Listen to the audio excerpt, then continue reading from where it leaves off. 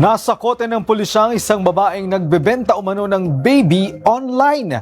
Ayon sa suspect, nagawa niya lang ito bunsod ng kahirapan. Si Harley Valbuena, una sa balita, live. Harley?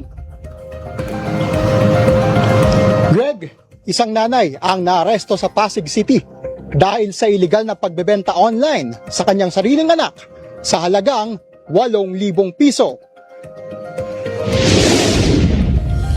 Huli sa entrapment operation ng PNP Anti-Cybercrime Group, si alias Sweet, isang 45 anyos na nanay, matapos ibenta ang kanyang 1 taong gulang na anak na babae online.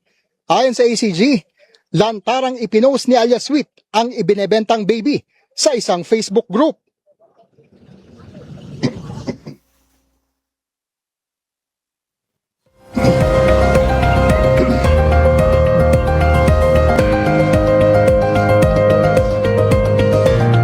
In-offer niya ito, then kung merong makipag-usap sa kanya through online, then magkakaroon ng meet-up. So, ito ay mga 1-year-old female baby pa lang.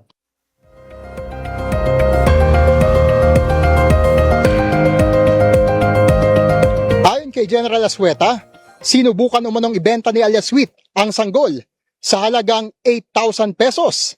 Ang dahilan umano ng pagbebenta ng sariling anak, kahirapan. Samantala, napag-alaman din ng ACG na dati nang nagbenta ng anak si alias Sweet. So ito, pangalawa sana ito kung naging successful sa ibang tao.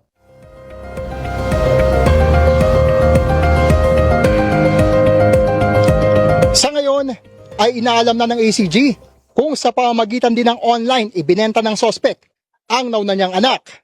Si alias Sweet ay nakakulong na ngayon sa Pasig City Police Station at mahaharap sa mga kasong paglabag sa Anti-Trafficking in Persons Act of 2003, Special Protection of Children Against Child Abuse, Exploitation, and Discrimination Act at Cybercrime Prevention Act of 2012.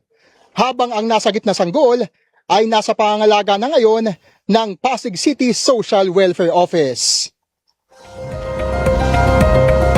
Samantala, Greg, inanunsyo rin ng ACG na may 2 college student ang naaresto naman sa Dagupan City, Pangasinan dahil sa pagbebenta online ng smuggled na sigarilyo. Greg? Maraming salamat, Harley Valbuena.